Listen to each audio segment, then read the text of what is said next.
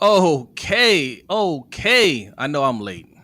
I'm late. I say I'm late. That's my fault. Okay, we had some technical difficulties.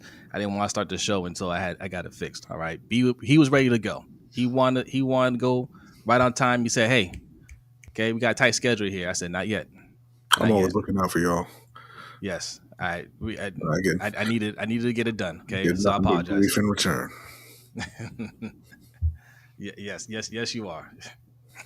What's going on, LBHT crew? B, what is up, my friend? Not all that, man. Not feeling great today. It's not Really? nah. I called out work today, feeling sick. You were off all day? Hmm? Wow. What? Wow. I could have put you to work. No, I was feeling sick. If I was gonna work, I would have gone somewhere where I was getting paid for it. You know, they've been working the hell out of me at work, but I always get a boost of energy when I come and do the show. And that's I'm not just saying that, like that is a fact. Every time these lights come on, I'm ready to go. All right. But look, it is Wednesday. Happy Wednesday. Hope your week is going well. But if not, hopefully it gets better starting right now. We are streaming live on YouTube, Facebook, and Twitch. I almost said the other one. Okay, the Elon Musk one. We're not doing that anymore. Okay? That's not how we roll anymore. All Nope. right. Elon done lost his mind again. Sterling, my good friend Sterling, what's going on? What's up, Sterling? Just yo, he said, Brod, my main man, and Jose, the man with the master plan. Indeed. B, guess what Sterling did today? What did Sterling do today? He bought those $150 cookies. Oh man, come on, Sterling. I thought you were gonna say he quit his job and he's coming over to work with you or something like that. Man, you I said he tried, overpaid for some cookies. but I told him to save me one. Okay, they do look delicious. I ain't gonna lie, they look delicious. All Shameful. right, Sterling, I will move some things around my schedule tomorrow, and I will be over there to enjoy some delicious cookies. Okay. Yolanda's in the house. Says good evening, LBHT family. What's up, Yolanda? What's up, Yolanda? Evil Lamar, what is going on? Good to see you. And look, I'm going out of order here, okay? Because our guy 86 Ghost, Bazel, was first. Salute, Bazel. Appreciate you as always, man. Sterling said he got him for free. What? Okay, What you then. got? What That's you got going on over there, Sterling? all right. We're gonna talk about that, Sterling. Yes, Darius, what's going on, Darius? Shout out to What's you. up, Darius? Ferris in the house. He's in the chat. He's also joining us. He's waiting backstage. He's going to join us after the Black History Fact. All right. Got our guy Hendo from the Rogue Pod. Salute to you. Thanks for coming What's up, through. man? And when B fixes the settings here, we can have him on the show along with Ferris. All right. Slim Smith, what's going on? Hey. Our guy, Coach. Salute, Coach. Thanks for coming through, man. Says put the game down, Brodny. That was not B's fault. That was my fault. Okay, I gotta take the blame for this one. That was my fault. B understands. Ferris understands. Right. I wasn't gonna let it go. Okay, it had to be done before the show started. All right. Chris White, what's going on? Says I thought I missed it again this week. No. You didn't miss anything. You didn't miss anything. Off to a late start. Jeremy, salute, Jeremy. I appreciate you guys, man. Like the guys, the guys and gals that come through every week, even in the off season. All right. Yes. This off season was a little slower, right? I think there's a lot more going on last off season. That's when Lamar got signed, right? Yeah. And we like to talk about other things. I know that's not everybody's cup of tea, right? But we do what we want to do, and we appreciate you guys that come along for the ride. Jeremy says 150 for cookies. Well, not when Sterling got the hookup. All right, Sterling has some expensive taste, but he be on point. All right, comrade Jeremy.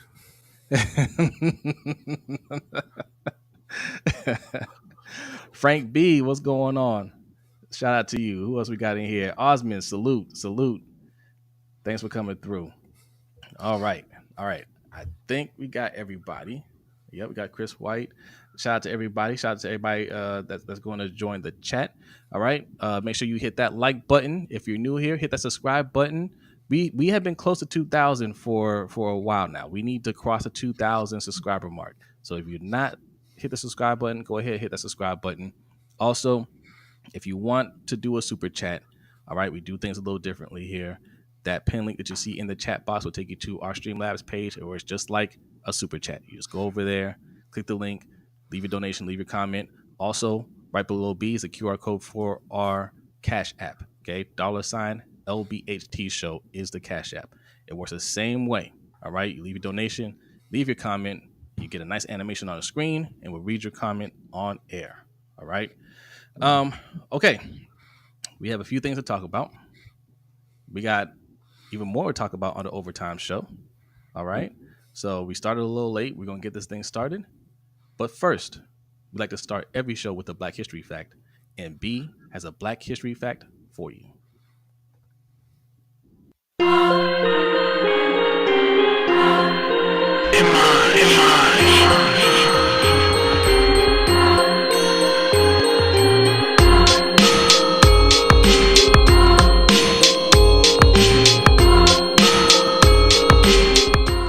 Welcome to this week's Black History Fact.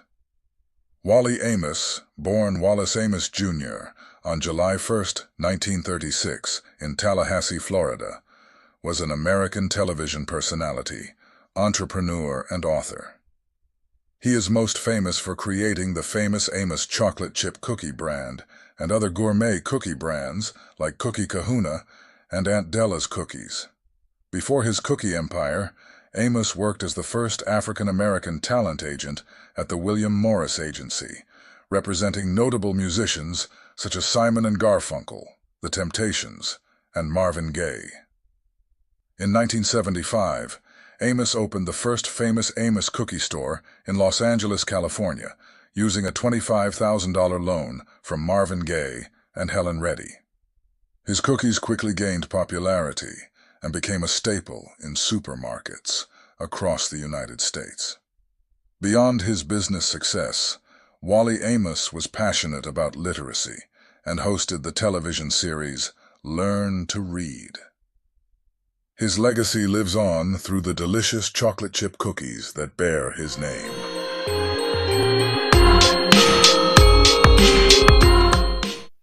All right. Shout out to famous Amos.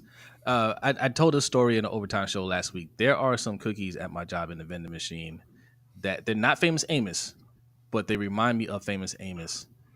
And, you know, I'm a cookie monster, right? I got it, you know, every time I see those things in there, you know, I'll buy 2 or 3 of them at a time. Okay. I'll tell you one thing. Shout out to Wally Amos because he did it without charging $150. Sterling. Sterling got it for free. Yeah. He got it for free. It's not for one cookie. It's like it's a box of cookies. I'm not sure I'm sorry. That makes it all. It makes all the difference. I think it comes out to like $10 or $13 a cookie or something like that. Disgusting. I mean, we'll find out. They might be delicious. You said the same thing about the ginger ale.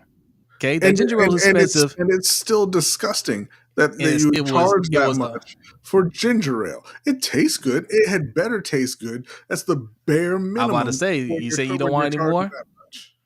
Hey, that ginger ale change your life. I promise you this. I'll never buy a bottle. Oh, okay, I think you would. I would not.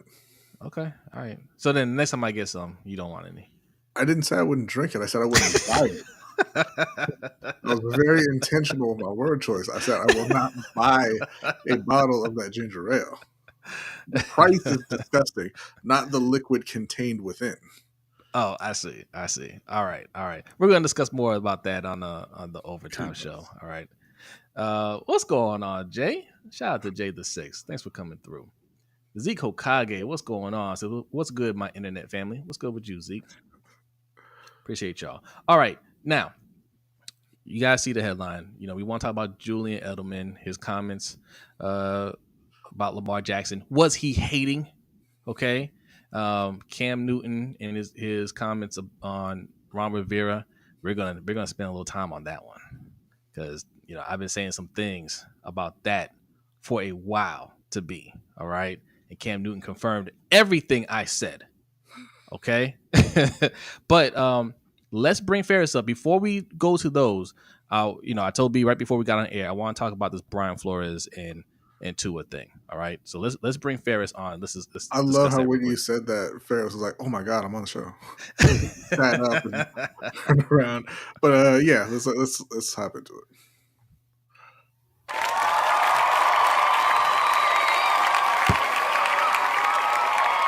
Ferris. I'ma need a day off. I think I called Ferris up. What's up? Welcome back, Ferris. What's going on, Ferris? I'm doing good. Good. Shout out to the Almond Smash. Yes, shout out to Almond Smash and round Pop-Tarts, okay? And we're referring to Just Aloe, okay?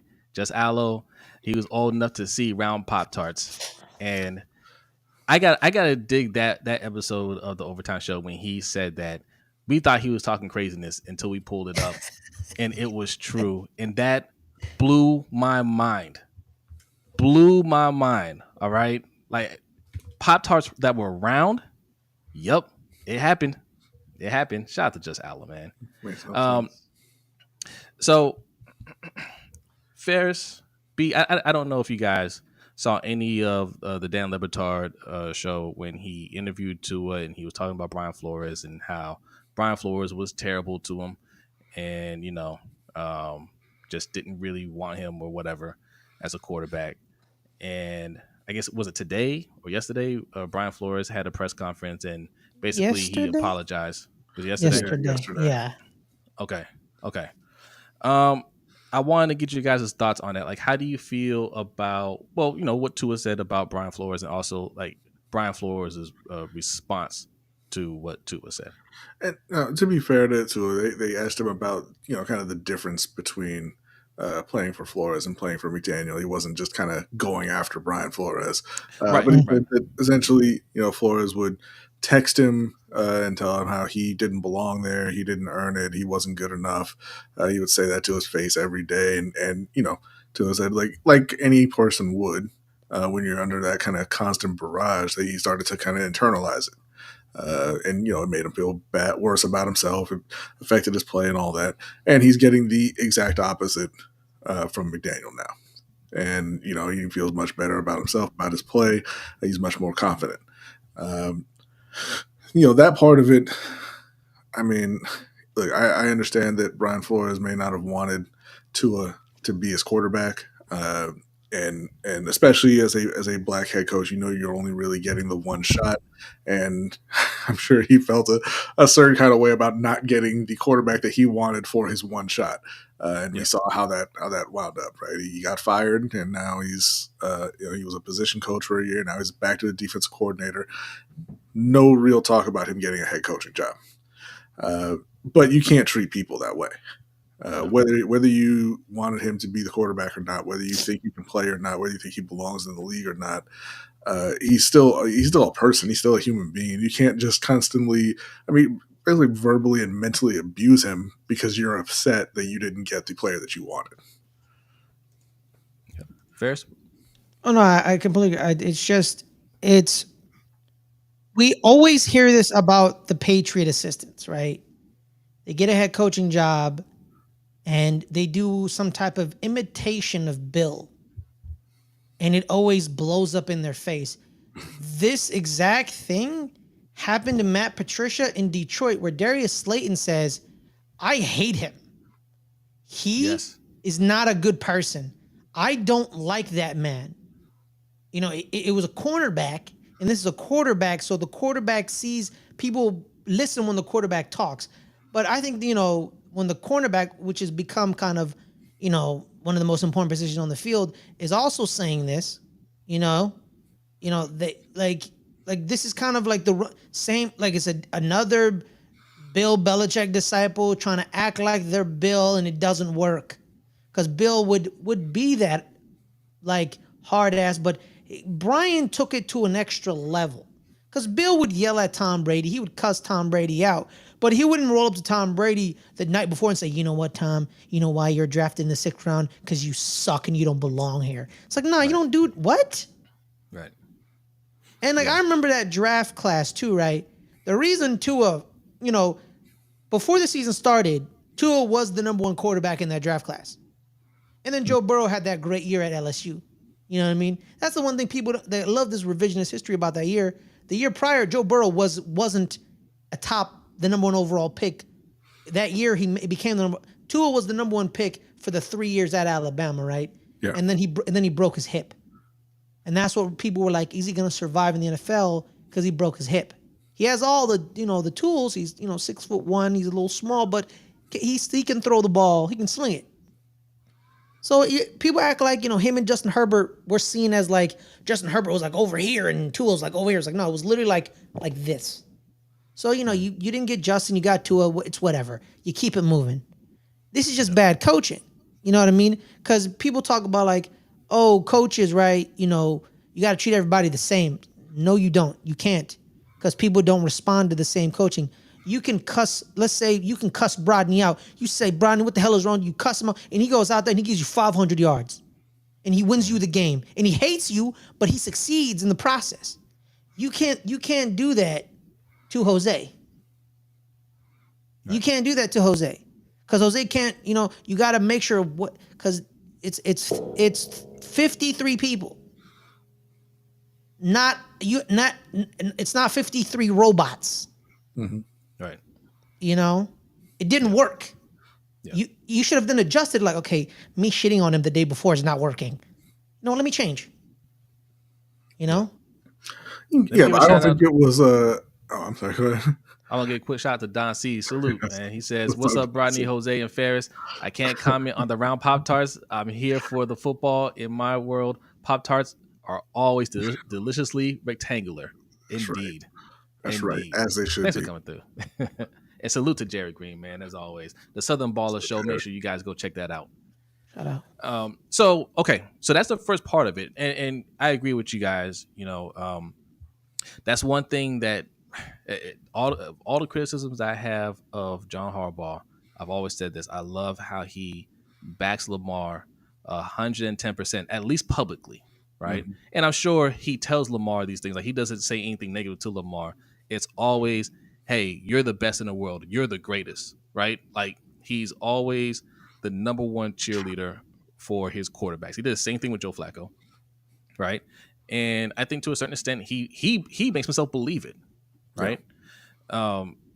There's a lot of other things I can question on, but in terms of support for his quarterback, he's always 1,000% on their side. Okay, that's what every coach needs to be doing.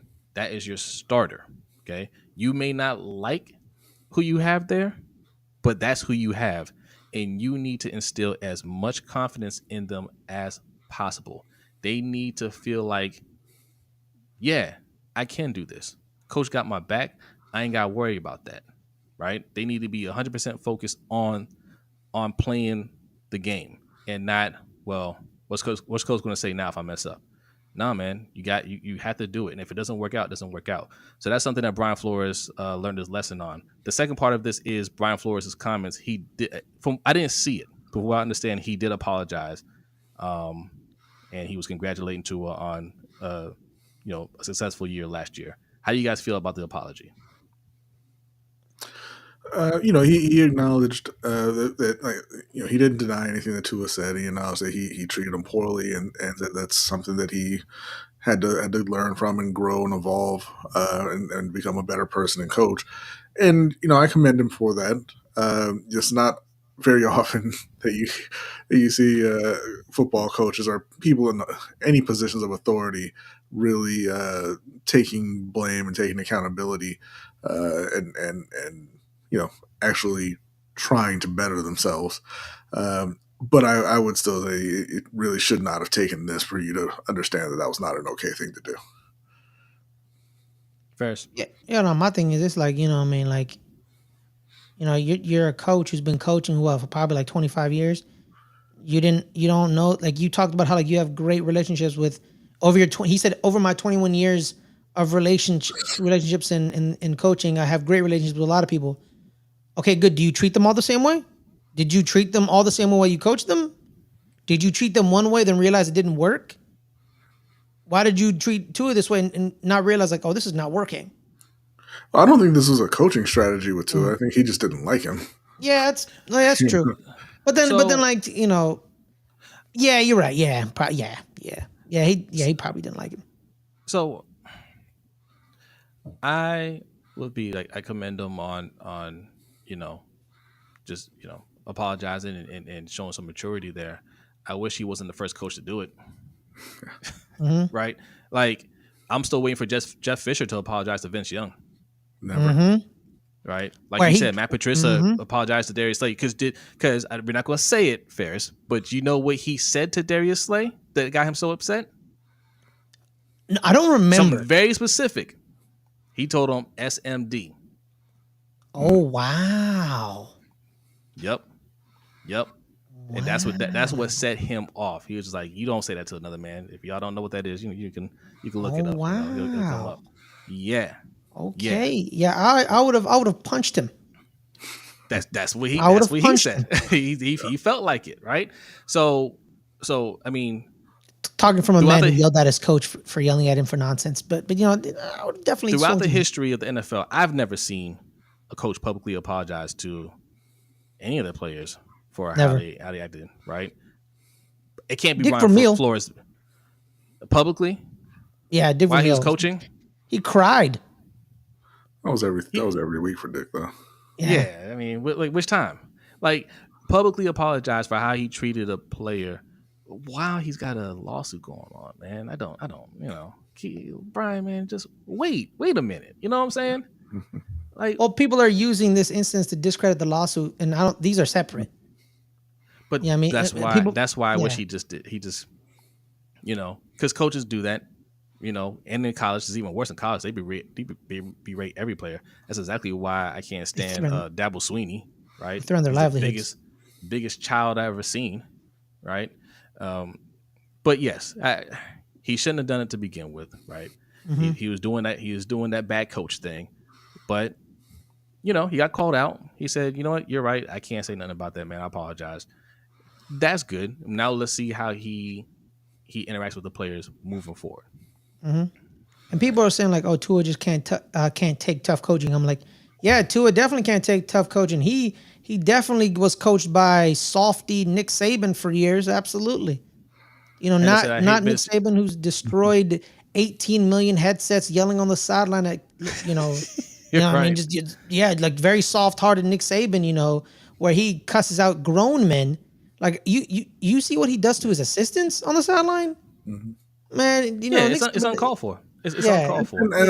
That's not leadership. Wait, that's not leadership. Hendo said, "I hate Vince Young for what he did to Vince Young." Was that a typo? Did you mean no? He was responding to Just Alice saying he hates Jeff Fisher for what he did to Vince Young. Yes. And I hate the idea that berating people and verbally abusing people and mentally abusing people is just tough coaching. You should just deal with it. No, man. Listen, these football coaches, right? You know, up to the NFL, you're dealing with children. You know, you start in Pee Wee, you know, you go to middle school to high school, you know, into college. You're dealing with kids, and you need to control yourself. Like, it's not okay for you to go on an expletive-filled tirade because somebody dropped a pass in a game when you're sitting on the sidelines making millions and millions of dollars and they're getting nothing. I mean, it's ridiculous. And the idea that we kind of look up to those coaches as you know, role models and they're always right and you need to listen to the coach is BS. That's why I like Dick Vermeil. And what they do, those college coaches, I know we're going off a little off, but like those college coaches are far worse than the NFL coaches. And we know this. Yeah. We know this because when they make the transition to the NFL, they can't cut it, right? Because you could scream at anybody. Like, yes, NFL coaches yell sometimes, right? But there's still that level of respect, right? Mm-hmm. You can't go overboard, right? But in college, like you said, there's a complete dictatorship. And when it comes to the NFL and you have to talk to grown men, it doesn't go that way. Grown men with multi-million-dollar contracts, then they have to watch their mouth, because if you're beefing with too many of them, you're the one that has to go, right? Because your contract is the easiest to get rid of. That doesn't count against the cap. Theirs does, right? And they can't handle it. And I hate how they try to mask that their fear of going to the NFL with, oh, you know, they're just $1 million kids, and you know they're spoiled, you know, guys, you know, spoiled kids that don't want to, they don't love the game and all that stuff. No, that's their way of saying, I'm afraid to go to the big leagues and have to deal with grown men and get exposed. That's what happens to Nick Saban. That's why I don't put Nick Saban up there as an all-time great. He's an all-time great college coach, obviously. Yeah. But overall, no. Well, yeah, exactly. Coach. Because if you're calling them kids and, you know, millionaire kids, well, you're coaching kids already. Why can't you coach kids? Continue coaching kids? Exactly. Because you're scared to coach. You're really scared to coach grown men. Because in college, man, didn't Dabo Swinney last year say if kids started getting paid, he was going to leave? Why is he still there? Yeah. Right. Why is he still employed? I have the same question from Mel Kiper, by the way. But that's what I'm saying. You know what I mean? Like, why are you literally said you're going to quit when your players started getting NIL money? you're still employed. You still there. You still want to be, because you're a control freak and you're an egomaniac. Mm-hmm. You know what I mean? And you know, these college coaches, you know what I mean? I've never met a college coach where they don't have something wrong with them. Like, something's wrong with them. Kirby Smart at Georgia. What the hell's going on at Georgia? Every other year, someone's getting arrested for going 100 and 80 and a 50. Mm-hmm. Every year, it's the same problem. You know what I mean? Nick Saban, half your assistants don't like you. You know, Lane Kiffin makes fun of you in public. He says, oh, you know, thank you, Nick. But he don't. You think he liked getting yelled at every Sunday because you wanted to throw the ball? Because you knew you had 8 NFL wide receivers? Yep. You know what I mean? Like, you know, Urban Meyer, piece of shit. Yep. Yeah. Major. Mm-hmm. Listen, Ferris, I think he danced up on him. He didn't ask for that. Who? What is it? That girl was dancing up on Urban. He didn't ask for that. Right. I was talking about that. I was talking about. He was trying to enjoy a dinner with his family. That's not what I was talking about. That you know, good for him. I'm talking about, you know, at Ohio State, where he you know, decided to hide, you know, his wide receiver coach beating on his wife. But you know, that's here nor there. Among other things. Other things. Okay, you know, this is. That's why I always say you can't trust a Buckeye. This was a little off topic. This wasn't one of the things I had on the lineup, but I was just listening to Dan Le Batard show before we started. Go check out the Dan Le Batard show. I mean, I'm a big fan of his whole network. The whole interview for Tua is on there, but it was interesting, you know, in this football talk. So, all right. Yeah, I'm sure he'll appreciate us giving him a shout out too. Like they're barely making it over there. Yeah, he been waiting for this. Okay, you're welcome, Dan. All right, you got your shout out. All right. You know what I mean? struggling writer and YouTuber for years.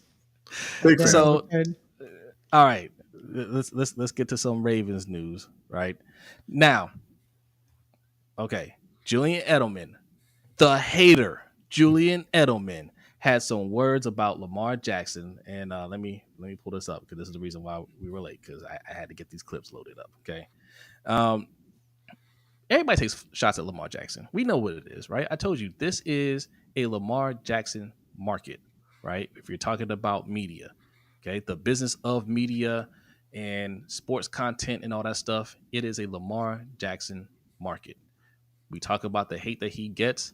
That's because, man, we gotta get these clicks, baby. We gotta get these incredible views. Considering how little he actually says. Yeah, right. How very little he says and how well he plays. Okay, you know, there's always something to criticize him about. And Julian Edelman, you know, got in on the action apparently, right? So, was this hating or was this fair criticism? Because, you know, I thought one way strongly before I actually heard the whole thing. Yes, and I feel a certain way now. Okay, so we're gonna talk about that. I'm gonna play this clip, and you guys in the chat, give us your thoughts. No team has ever done that, but the Chiefs will try to do that this year. Do you expect them to be back in the Super Bowl and win another one? I've learned my lesson. I'm never betting against the Chiefs again. Okay, I will never bet against them. I lost a lot of money, but It's not up to the Chiefs. We all know what the Chiefs are. They got Andy Reid, Patrick Mahomes, Spagnuolo, Chris Jones, and everyone. It's up to everyone else.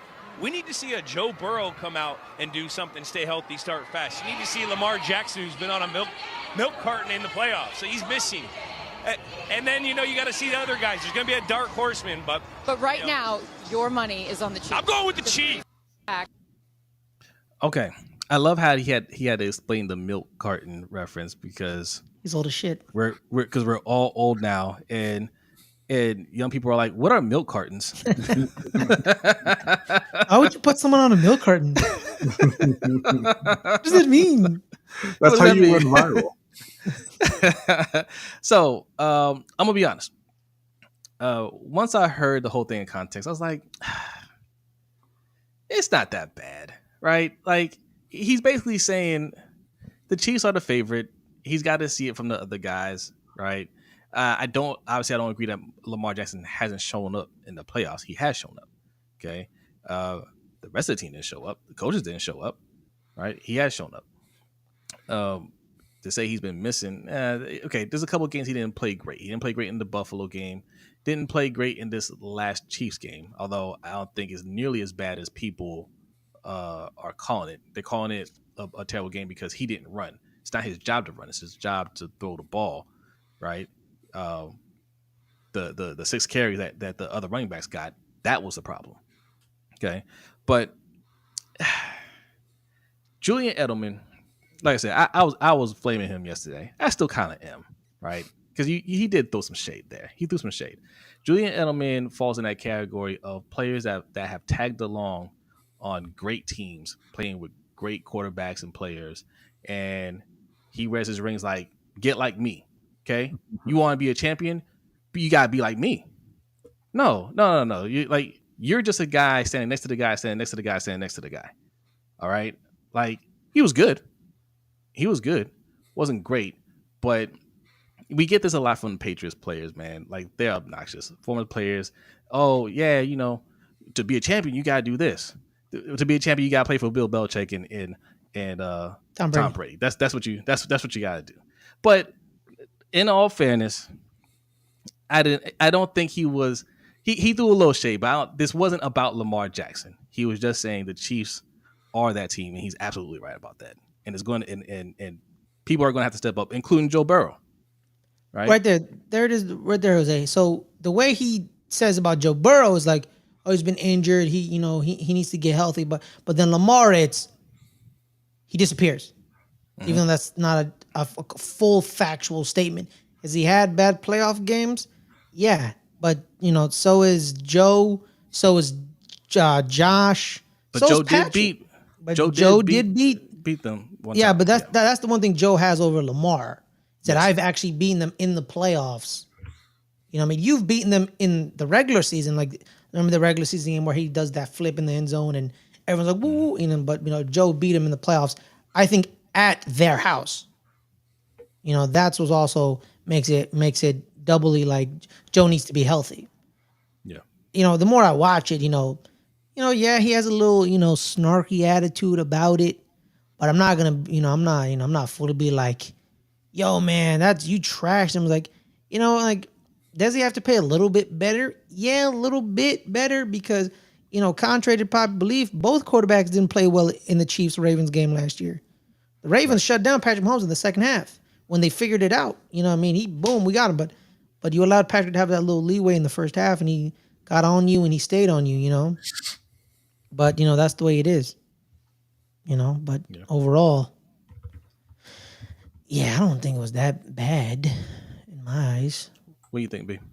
No, I mean, it was mild criticism. It was, I think, unnecessary criticism, and it lacked any kind of nuance to it because it's not just about Lamar, it's not just about Joe, but he's just calling out the quarterbacks because the quarterbacks are the most visible and most popular players, and they are the most important players on the field. But like Ferris said, I mean, if you look at the game, 241 yards, 1 touchdown, and then you had for Lamar 272, a touchdown and interception, plus his catch and his rushing yards. Right, they played very similar. Pat Mahomes didn't have a great game in the Super Bowl either, right? Mhm. He threw a bad interception in the Super Bowl. He threw another pass that should have been picked off in the Super Bowl. He was getting also shut down until Fred Trey Warner, Greenlaw. not Warner, Greenlaw popped his Achilles trying to run back onto the field. Oh, yeah. Which was terrible. But again, the difference comes in with the supporting casts. Like the quarterback can only do so much. You make the throws you make, and the receivers have to catch the ball and make plays with the ball. Running backs have to catch the ball and make plays with the ball. The offensive line has to block. I mean, there's a reason that Pat Mahomes got embarrassed in one of his Super Bowls. It wasn't because he disappeared. It was because they were playing with a third string O-line, right? Like there's always context to how these games unfold. And it was the same thing with Lamar, right? If Zay Flowers holds on to that ball going into the end zone, we're having a completely different conversation. Yeah, that fumble doesn't happen. What it's 17-14? Yeah. Something like that. You know what I mean? Yep. 3 points. Hey, boom. let me give I haven't seen you in the chat before. Shout out to, is it Double O Kane? I think I said that right. Yeah. Double O Kane says Lamar got to win big and playoff games. Plain and simple. The criticism is fair. Okay, but you can say that for every quarterback, right? Yeah. Like, what other quarterback gets criticized like that? Like, Josh Allen hasn't won won either. You know, Dak hasn't won. Like who do you consider, like Double O Kane? Who do you consider top quarterbacks? But what he's saying is true. Like until you win, that criticism is going to be there. Yes, regardless, fair or not. Yes. Peyton Manning doesn't get criticism, right? Because Peyton Manning has 2 Super Bowl rings. Peyton Manning played like garbage both those years. They won the Super Bowl. He was one of the worst. He was the worst quarterback in the NFL when he won the Super Bowl in Denver. The year he won the Super Bowl with Indianapolis, I believe he had 4 touchdowns and 7 interceptions in the playoffs. But the team won, so he no longer gets that criticism of being one of the biggest chokers of all time, which is what he was prior to that year. Yeah, he won his first playoff game at the age of 27. Yeah, and again, he was the second coming of Jesus. Yeah, I mean, we understand what it is, right? It's Lamar gets clicks, so he gets talked about more.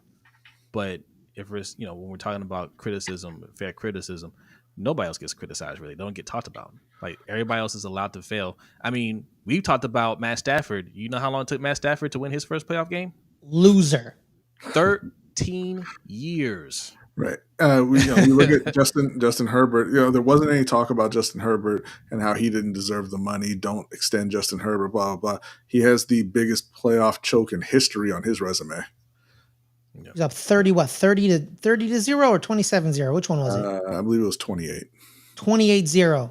28-0. And they lost. And don't give me like, the coaches, they messed up the game plan. You up 28-0, bro. You up 28-0 against a quarterback who have 4 interceptions in that game. Now, let's talk about criticism as well. Ed makes a point here. Even though I thought the defense played excellent, it says Ravens defense has to force a turnover for once in the playoffs. This is true. DDSQ. Go to DDSQ's comment. It's funny that he says it because, on the surface of it, 17 points to the Chiefs, I'm not going to complain about that. But this is a Chiefs team who we universally panned as the worst offense the Chiefs have had in this entire run, right? Yeah. And people saying, oh, man, the Ravens offense might actually be better than this Chiefs offense. So maybe holding the fewer than 17. Mm-hmm. Yeah. DDSQ, is this the one you're talking about here, Ferris? That's the one, right? That was literally the difference. All right, hold on. Let me read it for the audio listener. It says, the difference in the AFC Championship game was the Chiefs defense forced 3 turnovers, 2 in the red zone, and the Ravens defense forced no turnovers. Yes, and that's what we're talking about, right? Like, the defense got no criticism because they held them to a relatively low amount of points, and you say, hey, you got to be able to outscore them. But that Chiefs defense forced 3 turnovers, right? And we're supposed to be better. We have to do it. This is where we put all of our resources in it. And this is something that me and B keep saying when we say defund the defense, #defund the defense. This is what we're talking about, right?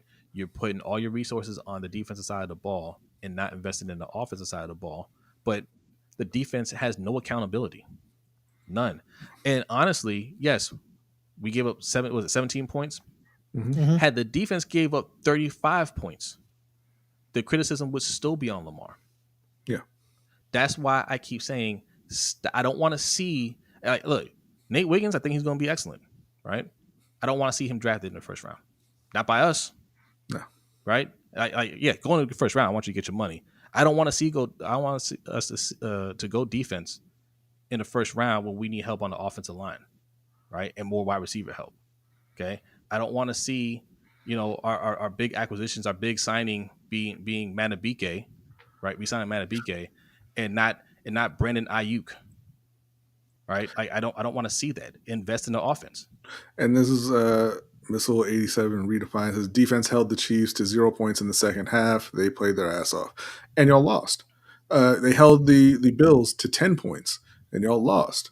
Held the Bengals with Joe Burrow to 17 points, and y'all lost. That's why we say stop drafting corners, stop drafting edge rushers, get some difference makers around Lamar Jackson on that offense, because you can't score when you get to the playoffs. And you can't tell me defense wins championships because y'all ain't won shit. Also, too, like people are like, no, you can criticize Lamar. You know what I mean? It's fine to do that if he's messing up or doing something bad. But the thing is, we use the juxtaposition, right? Like Lamar and Josh Allen are kind of like in the similar boat, right? They both have one playoff win. You know what I mean? I think they both beat each other for that playoff win. I think. Correct me if I'm wrong. No, Lamar has more than one playoff win. Yes, two, right? Two. Yeah. Two. Yeah. Two. All right, 2-1. My bad. 2-1, and they're kind of, you're kind of like in a similar boat. But no one talks about how Josh Allen, like no one, like there's the occasional criticism by a mainstream media head, and then everyone talks about Josh Allen for like a week, and then they stop talking about Josh Allen.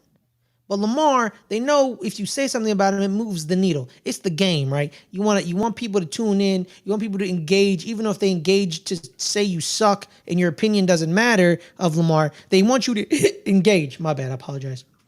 Because that's the way they operate, man. Revenue and traffic and impressions. And no offense to Josh Allen, it doesn't, he doesn't move the needle. No one cares about Josh Allen. Josh Allen can go his entire career and not win any other playoff game, and no one's going to care. No one's going to care. The ultimate example is Matt Stafford. People don't even know Matt Stafford went that long without winning a playoff game. Yeah, he was spoken highly of, like he was one of the best in the league. And people call him that, one of the best in the league. He was a loser. They gave him every excuse for not winning. He had one of the greatest wide receivers of all time. Okay. And people will say, oh, well, his defense was always bad. It wasn't always bad. There were like 2, maybe 3 years where he had a top 10 defense. Oh, he had everything around him. Sorry. He's what? Josh Allen has 5 playoff wins. I apologize. My bad. Oh, yeah, yeah. He's got a few. My bad. He's got a few. I apologize. Yeah. But you could have used what's his name? Lawrence?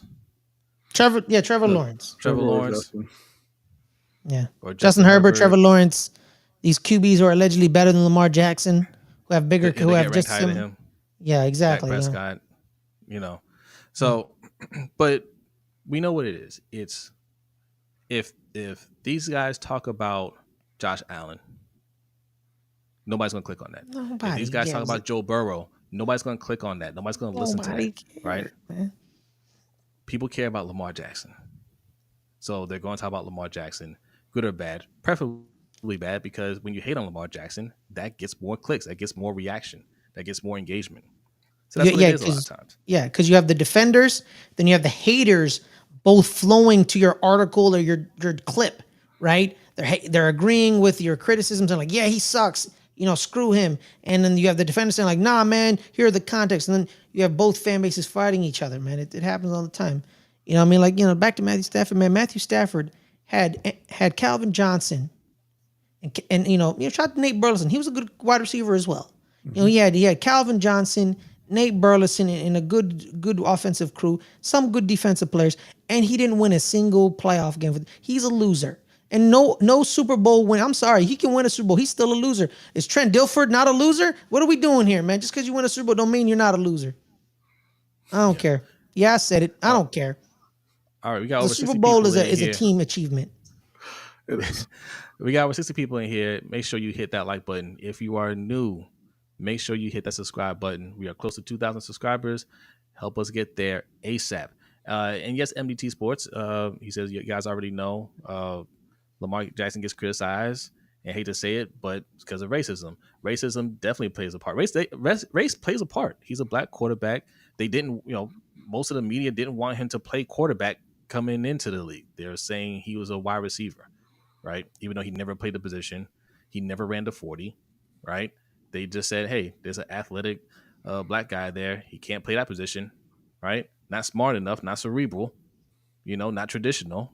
Those are all dog whistles. Okay, so we know what it is. That's definitely part of it for sure.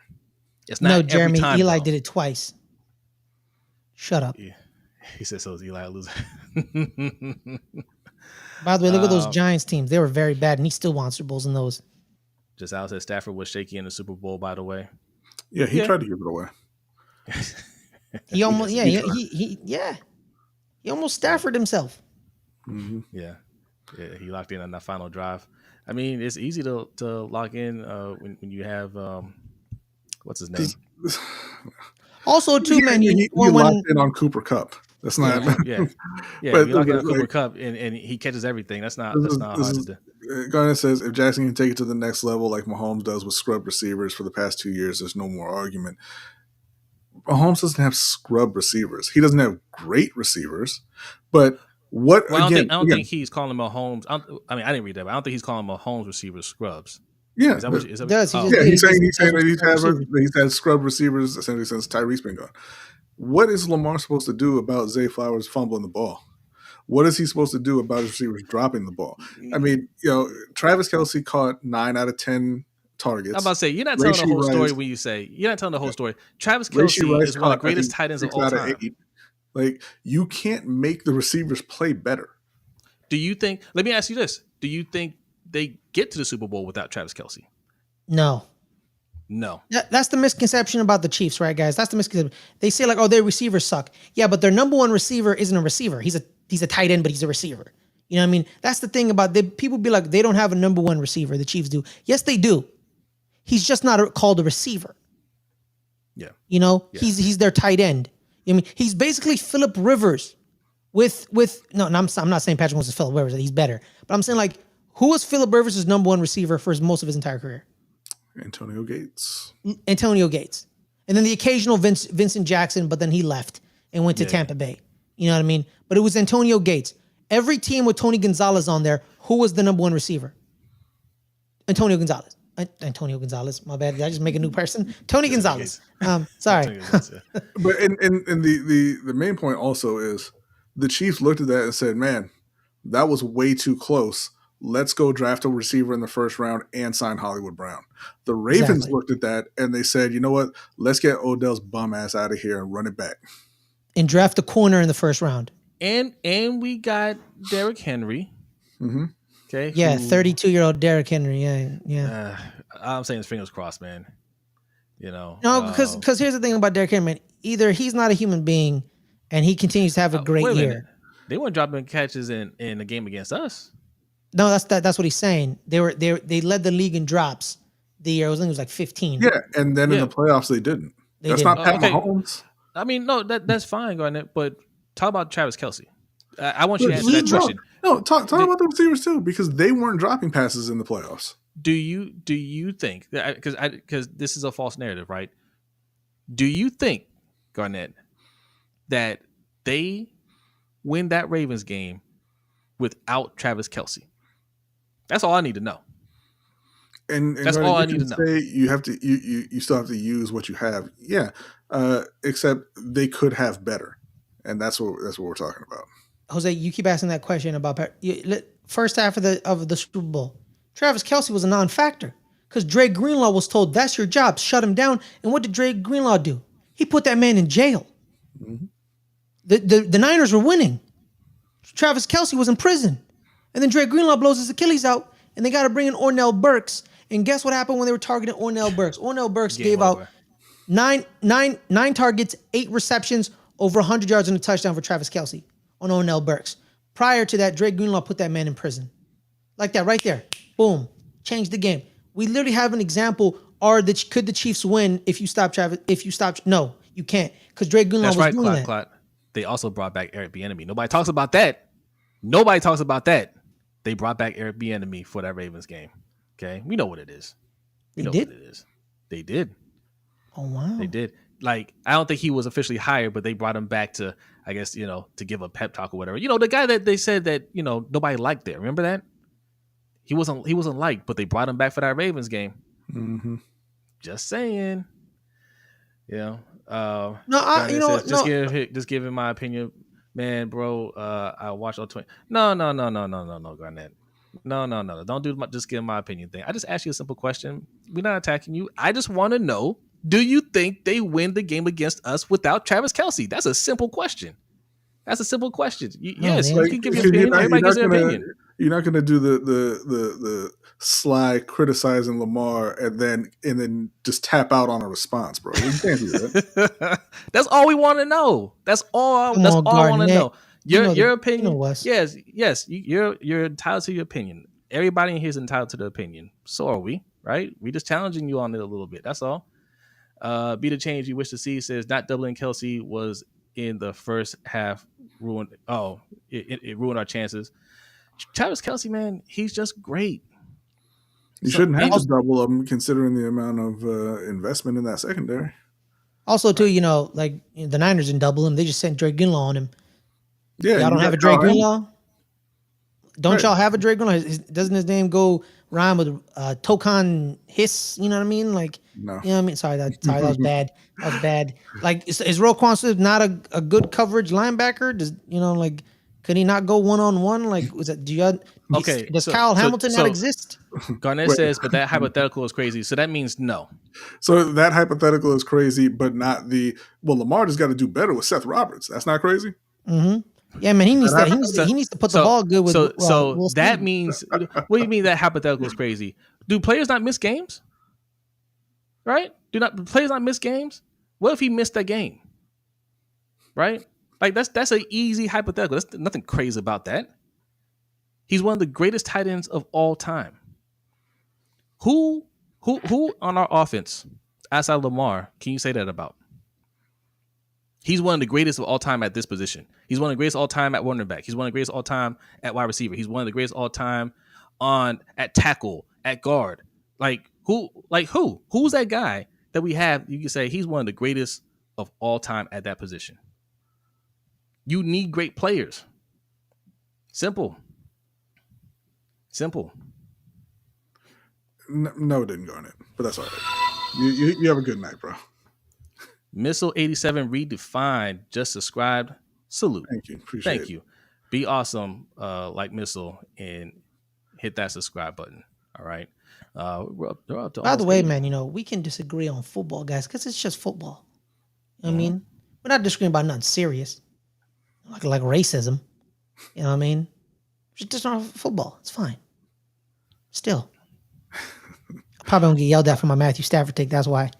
You know what I mean? But I don't really care because I just gave you a quarterback who has a Super Bowl that no one thinks is good, so it doesn't really matter.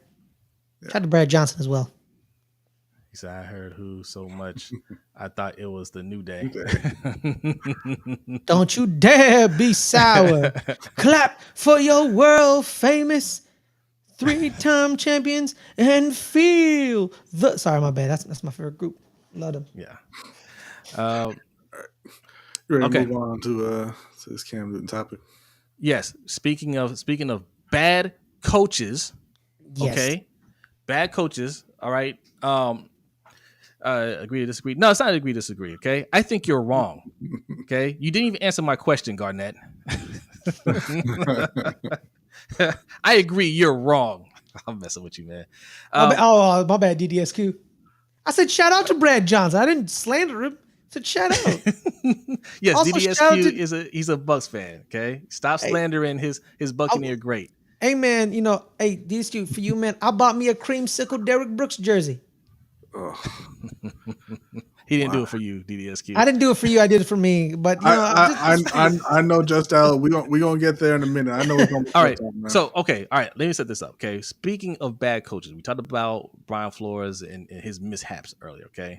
I've been telling B for a while that there's something about Ron Rivera that I just don't like. Okay.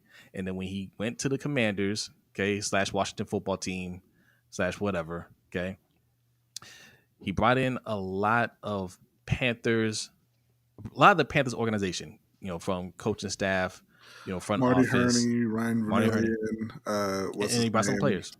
Kyle Allen, Taylor Heineke, but Norv's son, Scott Turner, brought a lot of people in. Yes, but he didn't bring in Cam Newton. Okay, and from that point, I was calling him a dirtbag. I said that's a dirtbag move. The only reason you have a career as a head coach is because of Cam Newton. The only reason. Okay, he's been kind of up and down, but Cam has really elevated him. He had some great years with Cam, and that's the reason why he's still getting looked at, or was getting looked at as a head coach. To not bring him in is inexcusable. Okay. Cam Newton didn't say anything, why he was trying to get a job. He just always had that positive attitude. That people will say, well, maybe it's he's too much in a locker room, or he's too much of a distraction. Like I don't know what that means. I've never heard anybody say anything bad about Cam Newton. So it couldn't have been an attitude thing. Couldn't have been he had a problem with them. Who knows, right? But Cam Newton on his show, if you guys didn't know, Cam Newton, big on YouTube now. 4th and 1. Big. Yeah, that's his second channel. His main channel has over 1 million subscribers. 4th and 1, he just started not that long ago, and it's starting to pick up. It's a pretty good show. Friday, baby. Yep. So I don't play about Cam Newton, man. I love Cam. This is like a 2-minute clip, and he's talking that he's asked about Ron Rivera not picking him up in Washington, and he gives his thoughts on it. If I can get it to play. Said, Cam, why do you think Ron Rivera never called you to Washington? And what did you all say to each other during the halftime in your first game back with Carolina? I don't know. It hurt me, though. Did you think you was going to get that? Yeah. I said at the bare minimum, Washington to come with me. It wasn't just Ron Rivera. It was damn Marty Herney. Oh, okay. It was Ryan Vermillion. Everybody. It was Panthers reincarnated in Washington. Did not get no call? No interest. Have y'all ever spoke about that? Nah. Yeah. Nah.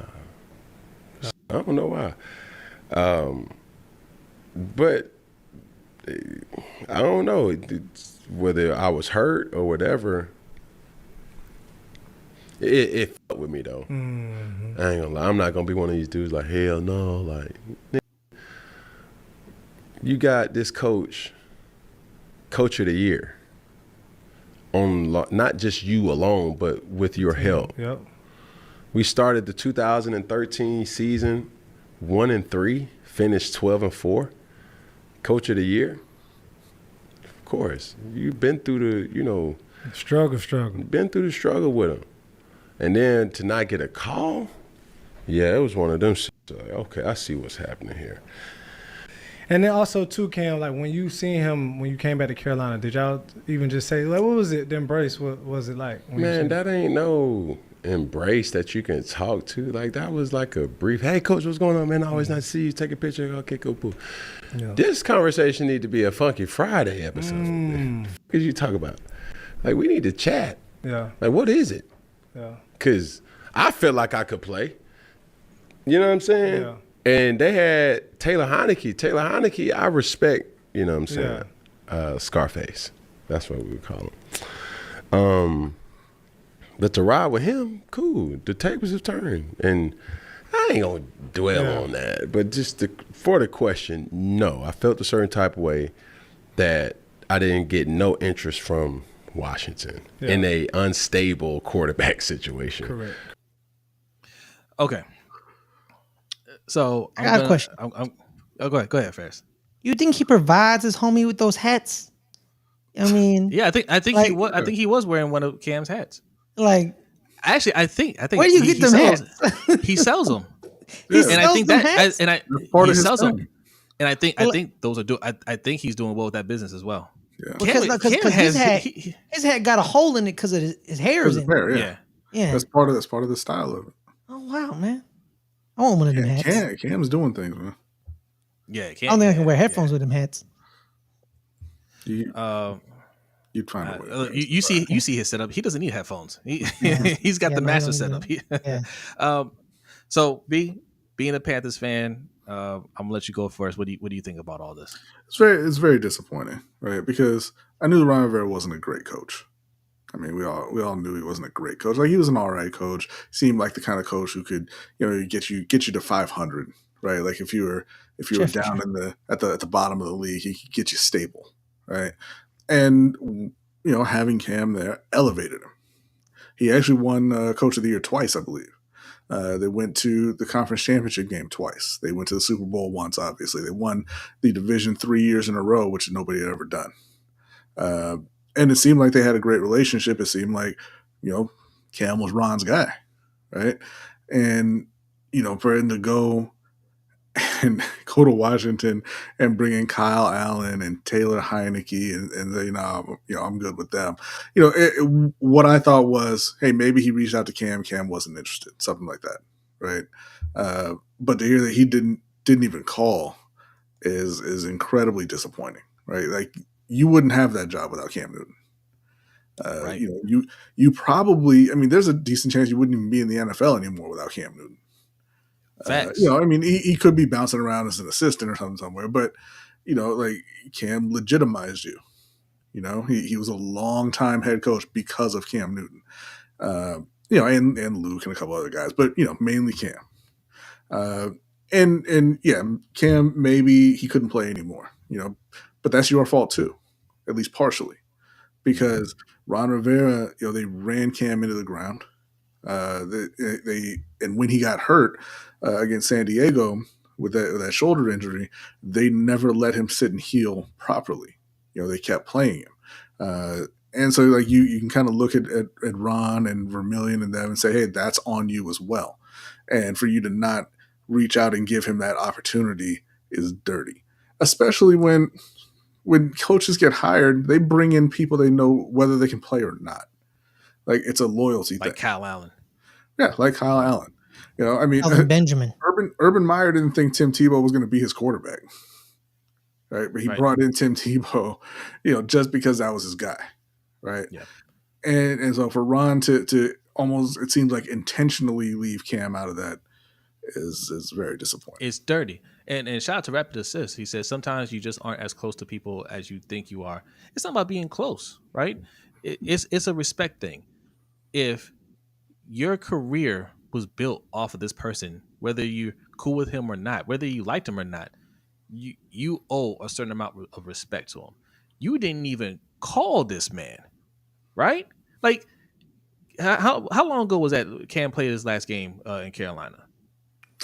It's been a couple 2 years. Yeah. Okay. Well, prior to that, he's a full. I'm just talking about now. So he's a full YouTuber now. Okay, he hasn't officially retired, but he's a full-time YouTuber. He's got his hands in all kinds of business, cigar lounge and all that stuff. Like, he's basically retired. Ron Rivera is fired. Okay, probably never going to be a head coach again. You still haven't called this man and said, hey, let me clear some things up about what happened. Why I didn't bring you on. He's talking about it on his show like, yeah, that messed me up, man. I don't know what happened. Still doesn't know? You still haven't talked to him? The first person you should have called when you got to Washington was Cam to bring him on. And if you weren't going to bring him on, he still should have been the first person that you called to say, hey, just out of respect for you, I'm going to let you know, just, you hear from me. I'm not going to bring you on. Here's why. Right? You owed him that. And the fact that you're not man enough to do that, I lost a lot of respect. And don't tell me it was his attitude. Don't tell me it was his attitude, because you coached Carson Wentz. And you can't tell me you didn't know about Carson Wentz before he got there. Plenty of coaches knew about Carson Wentz. Yeah. Okay. Doug Peterson quit football because of Carson Wentz. Super Bowl winning head coach walked away from his Super Bowl champion team and said, y'all got it. They said, we're going to cut him. We said, you know what? You stay, I'll leave. Right? Also, too, the year in New England, Cam was 7-8. And he threw 65% of his passes. He completed 65% of his passes. For years people were talking about like how like his his passing his completion percentage was very low and it's not very good. He still was improving at age 31 with his completion percentage. So you're not gonna tell me Cam Newton, after you tried to end his career basically because you knew his shoulder was hurt and you let him get literally speared by TJ Watt. That's why it's TJ Watt all day, every day. He can go screw himself because I don't play about Cam Newton. I'm not a Carolina Panthers fan, but there's two people I don't play about, and they're actually two Carolina Panthers. It's kind of weird, but I don't really care. It's Cam and Luke. I don't play about them. I don't play about them. You literally tried. This man broke his back in a car accident, and he could have been like, Coach, I can't play. I literally almost was paralyzed. That's right. But you know what Cam Newton did? Brodny, what Cam Newton do that week? I don't remember what he did that week, but you should just say, oh, he played. That you could just he played. Yeah, I was setting you up my bad. Yeah, like he played. The man was in a car accident. I saw his car. Yeah, you saw his car smashed to bits. He's being dragged out, and he's like, "Yo, man," he's like, "He okay? Is he dead?" People thought he died. Then he like raised his hand up and said, "No, I'm good." And he played football on that next Sunday. Yeah, for you and your team and for the team. And you literally made him go out there because you knew if Cam Newton wasn't on the field. Oh, he missed one game. My bad, Jay. Thank you. But don't let the facts get away of a good story, Jay. Come on, what's wrong with you? You know what I mean? Come on. You knew if he wasn't out on that field in Carolina, you're getting fired. Well, and it still also got fired. Also makes it look so much worse. The incident with the Seahawks, right, where Cam didn't wear a tie on the bus or the stupidest trip. thing. And now they've come out and said that wasn't him, that was Gettleman. And said, listen, if he doesn't do it, then you sit him, right? And famously they went out there and it was a big game, and they run out Derek Anderson. I don't know why they called a passing play, but they did, and he threw an interception on the first play of the game. But at what point do you just stand up to the GM and say, no, I'm not sitting our starting quarterback over a tie? You can't. It means you got no backbone. Do what you need to do. I'm not sitting him because he didn't wear a tie. Exactly. He's got no backbone. Because any other coach would be like, you don't tell me who to start and who to sit. That's not your place, right? Yeah. You might have control over who stays, who goes, because you're handling the budget, you're handling the personnel, whatnot. But once I get my team, that's where you step out of it. So no, he's not being benched. I don't care how you feel about it. I'm cool with it. I run the team, right? Mm-hmm. I run that locker room. If I'm cool with it, then you need to get on board with that. Nice to meet you, Cam. Salute. Cam. Also, too, man, I think it's also a societal thing. My man said Arab hello. I don't know what that means, my guy, but shout out to you. Assalamu alaikum. You could even Google it. Yeah, assalamu alaikum, killer Gams. It's very common. Even non-Arabs say it. It's also a societal thing where people be like, "Oh, I don't owe you nothing. I don't owe him anything." Yeah, you do. You owe people. You're not successful by yourself. I owe a lot of people. The reason I graduated college, I know who I owe, and I tell them every day about that. Ron Rivera basically said, I don't owe you nothing. You nothing to me. I don't owe you, even though you owe everything to this man. And it's the opposite of the way he portrays himself. Like you can choose not to pay it back, which he did. But yes, you absolutely do owe Cam Newton. Mm-hmm. And even at this point, you owe him at the very least an explanation, if not an apology. Mm-hmm. Because you tried to show people in Washington you didn't need him, and guess what happened? You failed. You're a failure, and that's a fact. You lost to the New York Giants, and we suck. That's the only thing guaranteed in life. The only thing guaranteed in life with Daniel Jones and the New York Giants, we're at least gonna get 2 wins because he always beats the Commanders. That's how badly they sucked. What? Speaking of your New York fandom. Chris Childs chiming in. Yo, Chris Childs. Appreciate it, Chris. Appreciate it. And look, you guys feeling the content, man, make sure you hit that like button. If you're new, hit the subscribe button. If you're looking for the super chat, Here's how you do the super chat. That pin link that you see in the chat box will take you to our Streamlabs page, which just like super chat. Okay, click on it, leave your donation, leave your comment, get a nice animation on the screen. We'll read your comment. Also, the Cash App, that's that QR code right under B and next to Ferris. That's for our Cash App. $ LBHT Show. Okay, it works the same way. You can go there, you can leave a donation, leave a comment, and you'll get an animation right on the screen. Okay. Also, once we finish here, we're going to go to the Overtime Show. You can find the Overtime Show on our Patreon, patreon.com/LBHT Show. Now, we got a bunch of members to the Patreon. Okay. They will all vouch for how good we treat our members. Okay. We have the Overtime Show that happens every week after the main show. We have a Discord going on. Okay. We got fantasy football coming up. We're even doing an online NCAA Dynasty League right now. Okay. We interact with our fan base as much as possible. It's a lot of fun. We're trying to build a community here. So be a part of it. Okay.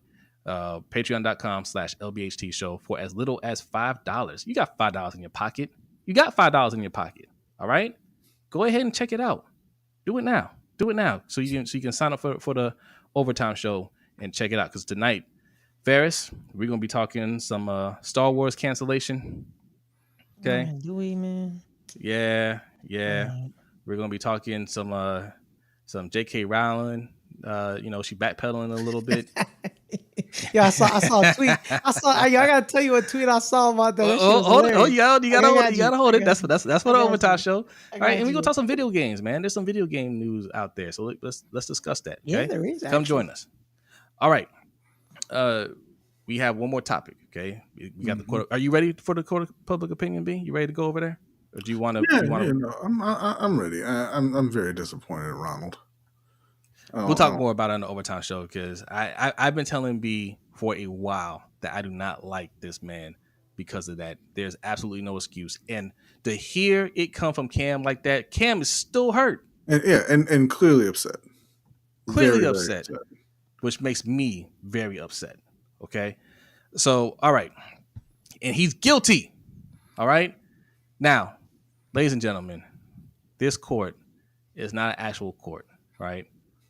But it's the court that matters. Court of public opinion is about to start.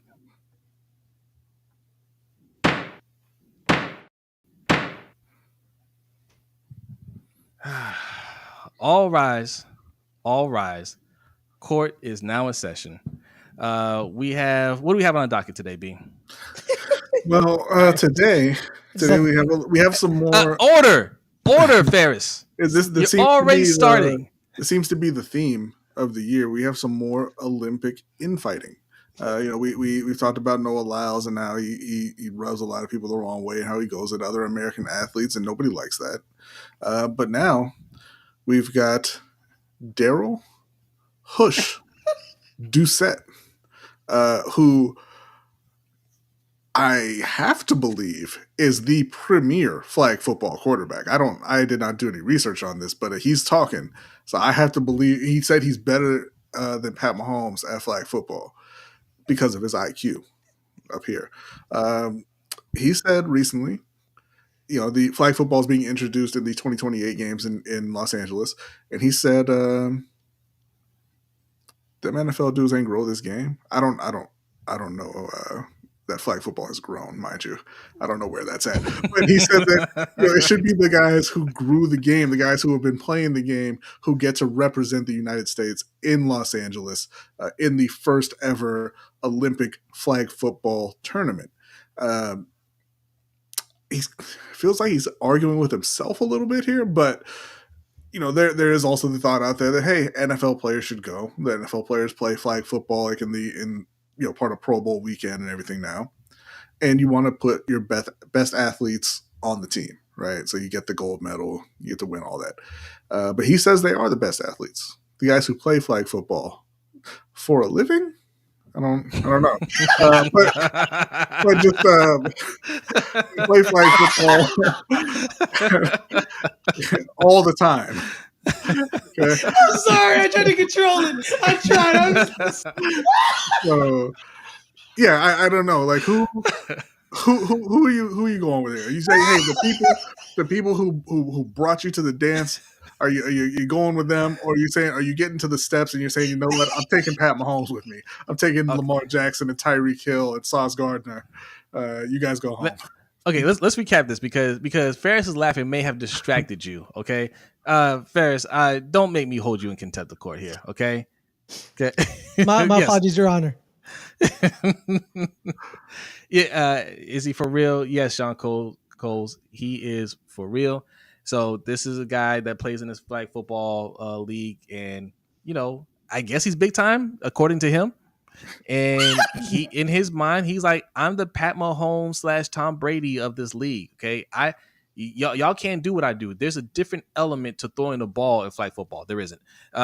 There's it just you don't know about the hip dodging to get keep the flag away. There's an art to it. Okay, you don't have that hip move. They don't have the hip movement. B. They don't have the hip movement. They don't understand. Was playing that on TV years ago. They don't. He the thinks hips be these guys lying. don't. Yes, he thinks they don't understand.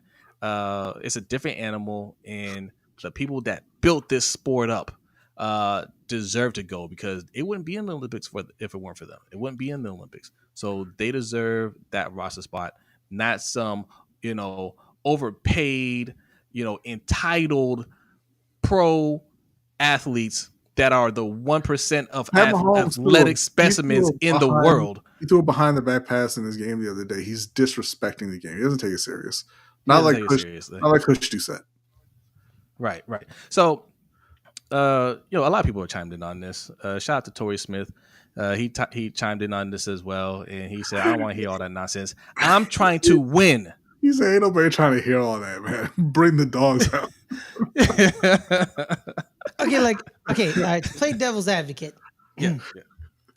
I see his point. Don't come on, you got to reward us, because we actually, invest our time and play this, and we're a part of the fabric. Don't just completely replace us fully, but let us participate as well. I see his point by that, but to say that these players have never played flag football is not right, because what do you think 7-on-7 is? What do you think they do on 7-on-7? You think just because they don't wear flags, it's not the same? It's literally the same thing. Hush would say exactly. I would counter this. Even if, let's just say he was right, they've never played a single snap. Which, I mean, we'll get to that in a second. That he's wrong on that. But even if they've never played a single snap of flag football, they don't understand the game. They don't deserve a damn thing. What is the Olympics? Remind me, ladies and gentlemen. What are the Olympics all about? The best of the best athletes in the world. So, Hush, are you the best of the best? And if you are, prove it. Right? There's gonna be tryouts. Tryouts. Yes. Have some tryouts. Have some games to see. Who rises to the top. Listen, it's not like the U.S. men's basketball team where they already know the roster. There ain't gonna be no goddamn tryouts. They are going to pick from all of the willing NFL players, and then if there are spots left over, Hush and his boys can get in. Okay, they are not trying out with NFL players. They're going to get who the spots that are left over will go to college, UFL. No, they'll take Hush. They're gonna take Hush. Hush is a legend. Here's what they deserve. Here's what they deserve. Here's what they deserve. They deserve a ticket. He's so foul. They deserve a ticket, right? You want to honor them. They do deserve a tryout. They do. Yeah. If you're gonna say, hey, you know what? Because we talked about this. It is a fundamentally different game. I think they should just put actual football in the Olympics if they want the NFL players to go. But it's a fundamentally different game. If you're going to let the NFL players play, let these guys try out and see if they can make it, see if they can beat them out. He says he's got a higher IQ than Pat Mahomes. Cool. Okay, that's fine. It's not true, but you think that, give him an opportunity to prove it. Give Give that other accountant the opportunity to prove that he can beat Sauce Gardner on his slant route, right? Give the dude who works in IT the opportunity to cover Tyreek Hill and prove that he can do it. Yeah, man, and we see that. They get to go. And we see NFL players against future lawyers and IT professionals every single week in college. Go watch the AAC or the Mountain West or the MAC. No, because they don't have to get them on the ground, Ferris. They just have to snatch that flag. That's true. And that's just, you know what? These guys have a different level of hand-eye coordination that these NFL players are not prepared for. Also, too, you know, if Tyreek everyone was 50 yards downfield, the dude gonna be standing there holding his flag. Also, too, Brodny, I feel like, you know, when you said if actually put, I think if they want NFL players to participate, it has to be flag, because if they actually put real football in, because I think the teams are going to prevent the real players to playing real football. You know what I mean? Like, you know, I don't want you to get hurt. You know, like, why do you think the Pro Bowl became, you know, that's fine, but you still have there's still be a lot of other people who high level players, athletes that could step in. And look, there's no guarantee we would win a football tournament, right? Like, there is an actual tackle football federation. They had a tournament this year, and the U.S. did not win. We lost to Japan. Then they didn't get to play Japan. I mean, they did lose them, but I'm saying, like, they didn't even get to play Japan in the medal round. They lost to, God, I can't remember who it was now, but I think they got the bronze. Embarrassing, but it is what it is. Yeah. So okay, B, put up the poll, and we're going to talk about this some more, because there's a couple points I want to make. I got a question. Yeah. If every NFL player was eligible to do it, who you picking? All right. Okay. Put up the poll, and then we'll answer Ferris' question. That's going to be hashtag NFL, or if you agree with Hush, if you're on Hush's side, hashtag flag. You know, I was kind of joking about this, but I think Zay Flowers, like, this is right up his alley, right? He loves, like, he's a guy who can make 20 moves in the space of a yard, right? And he does not like running forward. I think he would break many ankles out there. Obviously, Tyreek Hill is a guy who, you know, you can't simulate that speed. Yeah. And then the same thing, you know, I don't know all of the rules for flag football. I don't think the quarterbacks can run. No, they can't. I think they have to stay in like an area. Yeah, I believe it. So I'm not even going to bother saying Lamar, because, you know, if you could run, then Lamar is obviously the guy. But yeah, I mean, you're just talking about your fastest and most agile players out there, right? I'll go Patrick, quarterback. Yeah, so I think Patrick, you don't really quarterback. We got, like, so could you really go wrong with? So there are no offensive defensive lines in flag football, right? No. So how long do they have to stay in the pocket or stand to throw the football? Shoot, what are the rules? Because when I played flag football when I was in the military. We had offensive defensive lines, like, you could block, right? Yeah. And in middle school, I did that. Yeah. Yeah, you can go and try to grab the flag, whatever. I don't know what these new rules are, but, you know, I imagine they don't have all day to stand there and throw the ball. There's a certain amount of time they have to throw the ball, whatever. But I can tell you this: they have more than 3 seconds, and if you give any NFL quarterback 5-6 seconds to throw the ball, they can hit anybody, anywhere, anytime. Hold on, here we go.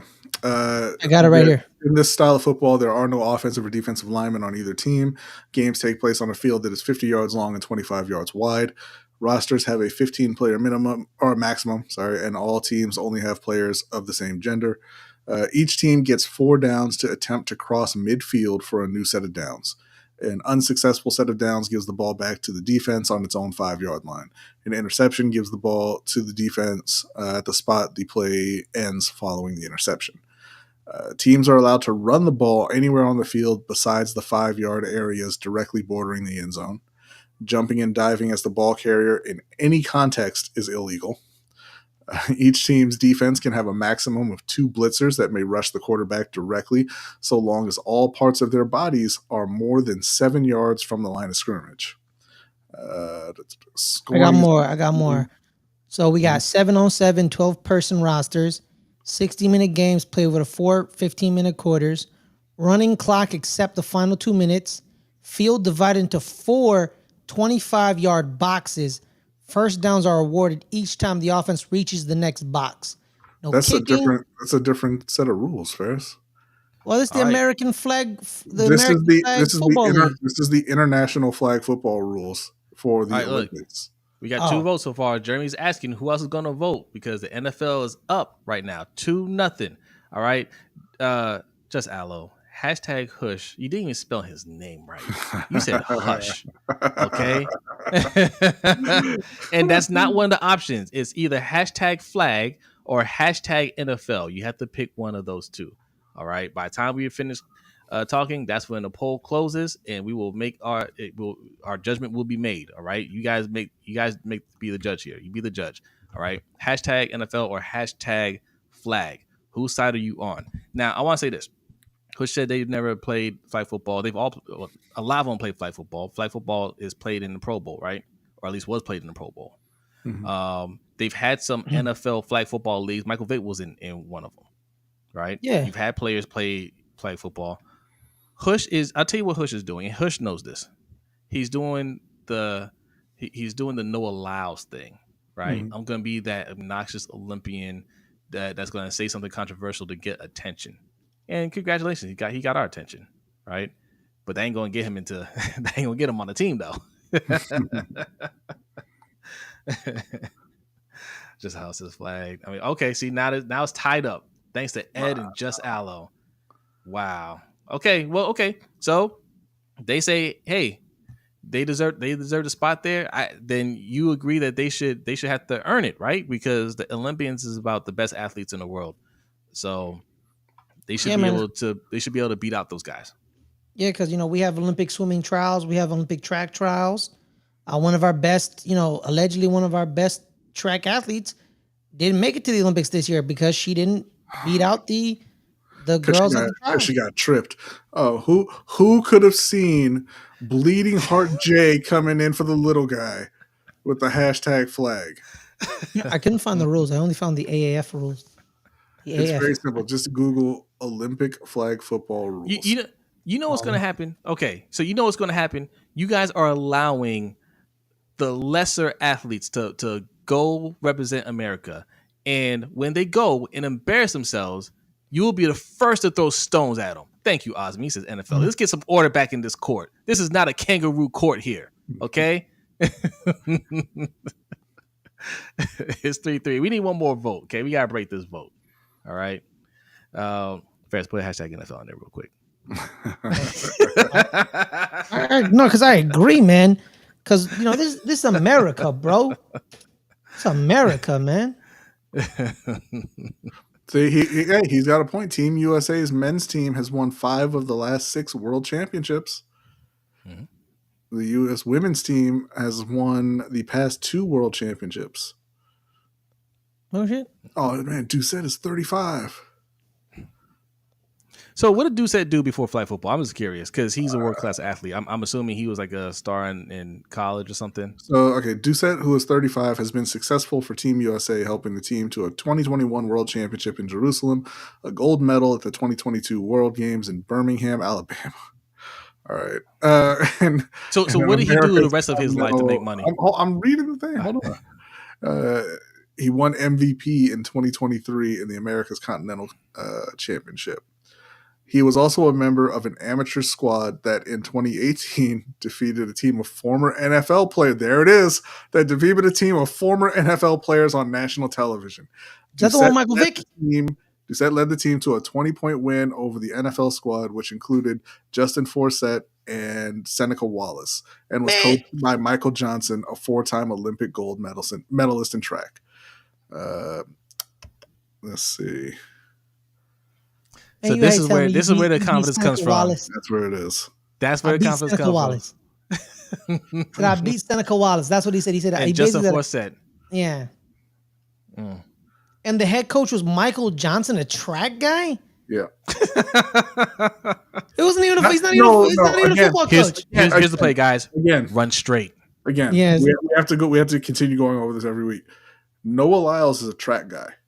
Michael Johnson is a 4-time Olympic gold medalist. They're 2 different things.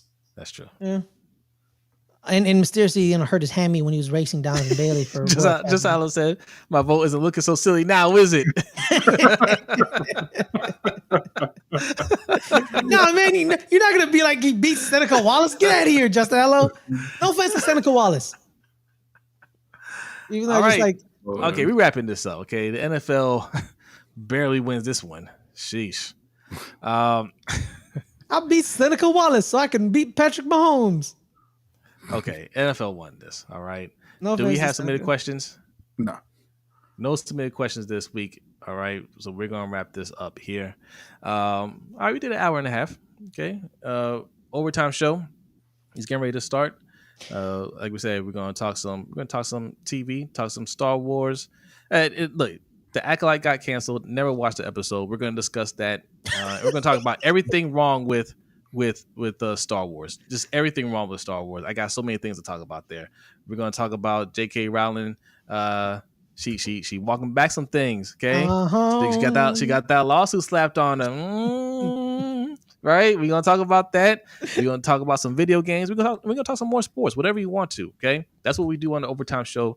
If you haven't seen the show, you have to check it out. It's a lot of fun. Anybody that's on Patreon will vouch for it. Okay, it's a laid back setting. Okay, we have people come on and we just chop it up. It's a lot of fun. So patreon.com/LBHT Show if you can do that. All you need is $5. That's all you need. And if you want to give us $10, we got a nice shiny coin for you. Okay, that's for the $10 tier. All right, $20 tier, you get your coin and some of our Ring Kings cards. All right, we got it all. All right, so check us out. All right, Ferris, let the people know where they can find you. Find me every Friday, 3:00 Pacific. Good Friends, Better Rivals. Me and Caleb, my co-host, we talk NFC East, Giants, Cowboys. Today we're going to recap week 2 of the preseason and previewing week 3.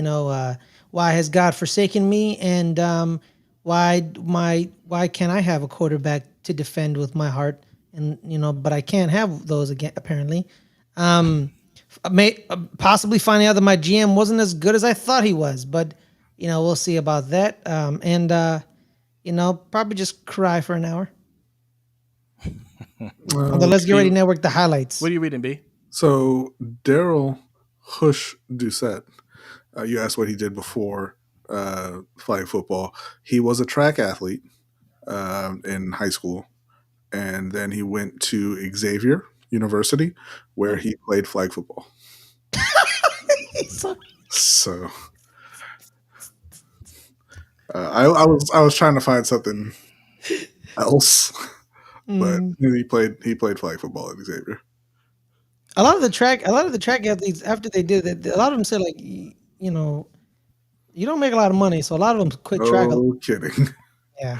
Nobody gives a damn about track. That's why I said, what did he do for money? You still didn't list anything. I don't know. I think that's not part of his online profile. Exactly. Yeah. I found out Fred Kearney was actually a wide receiver. Okay. The guy who messed up. Yeah. Thank you, Ferris. Thank you for that. We really appreciate that. All right, ladies and gentlemen. You didn't even put our end screen on. What? I was looking up the thing, and there is no end screen. It's just No, it's just we normally have submitted questions, so we end on that screen, but it's not like an official end screen. We go back to the beginning screen. That's usually what we do. No, I don't think so. All right. Patreon members, get ready. The Overtime Show is starting in a few minutes. Everybody else, thank you so much. Have a great night. Football is back soon. All right. And I see everybody coming back in the chat as well. All right. So make sure you hit that subscribe button. Get our numbers up. Okay. Get them up. All right. We'll see you guys next time.